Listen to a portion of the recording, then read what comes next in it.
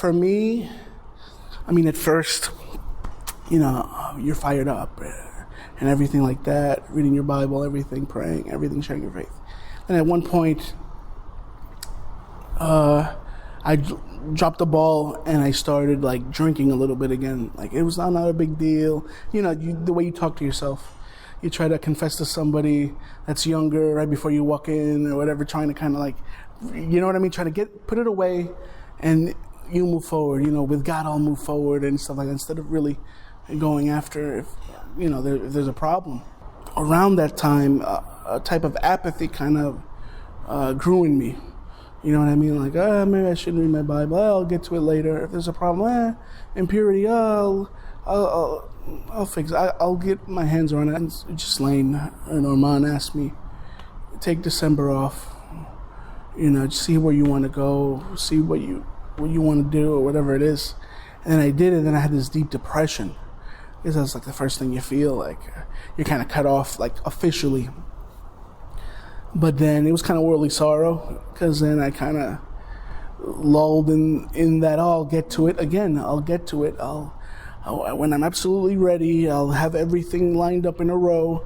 I'll contact who I have to contact and get restored, as if I had all that time waiting for me. And then I remember around March 31st, I had a fever. And 2 days later, I'm not at work because I'm coughing up, blood and stuff like that. By Monday, I'm at the hospital. I'm at the ER, and I end up spending 8 days there. Immediately, I know that, all right, God's waking me up. Like, I knew that that was it. That was it, It was January 28th, 2018, that I got rebaptized.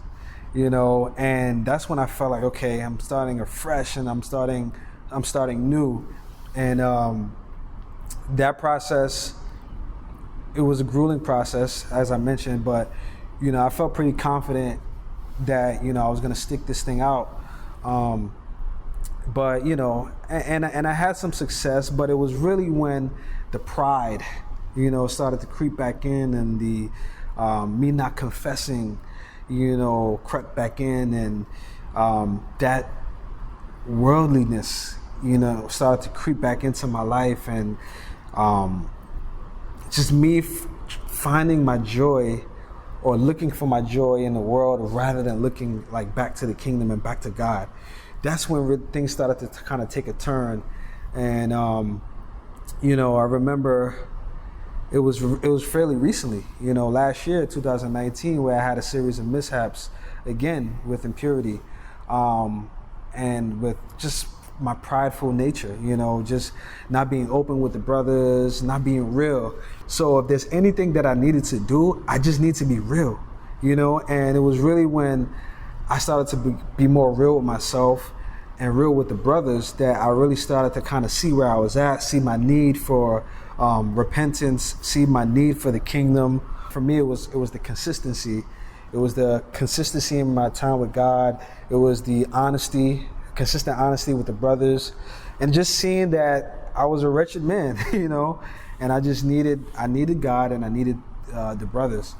And lo and behold, thank God, June 28th, I was restored to the church, and and again, that wasn't an easy process in and of itself, but I'm definitely grateful that I had the opportunity to be restored, and here we are today.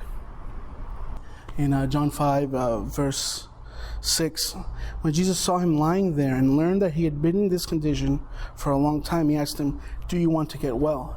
And that's something I had to ask myself countless times while in quarantine, while in the hospital. Do you want to get well? Do you want to brush this off? And I can't do that alone. It's with people, it's with God. I can't get well on my own, you know what I mean? If I do, eventually you'll get back to that apathetic state. Why? Because you feel like you did it on your own. And then I think back to Genesis 4:7, where God tells Cain, if you do what is right, won't you be accepted? I'm paraphrasing. I'm like, wait a minute, Rick, if you do what is right, won't you be accepted? I'm like, okay. So what's getting in your way here? It says in 2 Corinthians 12, verse 9, "But he said to me, my grace is sufficient for you, for my power is made perfect in weakness. Therefore, I will boast all the more gladly about my weaknesses, so that Christ's power may rest on me. This is why, for Christ's sake, I delight in weaknesses, in insults, in hardships, in persecutions, in difficulties. For when I am weak, then I am strong." In the process of my restoration, I did see that through my shortcomings, through my weaknesses, through my sin, I did see a patience that God had with me, and it's something that I think I'll forever appreciate. God could have did whatever with me. Like, I wouldn't have been sitting here right now if it wasn't for God's grace, really. My life could have turned out many other ways, but I'm here. So I just give thanks to God for that, The cross to me, being restored, means gratitude. Gratitude can mean so many things, but seeing it from the outside really means you don't see it. You know what I mean? You kind of, when you're grateful, you kind of look back and go, okay, man, this happened, and God still stepped in. People who loved me stepped in. Even through all these situations up until now, like, I'm only alive by God's grace, and it's something that I don't want to squander. And, of course, it's a daily fight, it's a daily battle with our sinful nature. But the cross, when I think about it, means that I can have victory over the things that can sometimes seem more powerful than me. But there's nothing more powerful than the cross.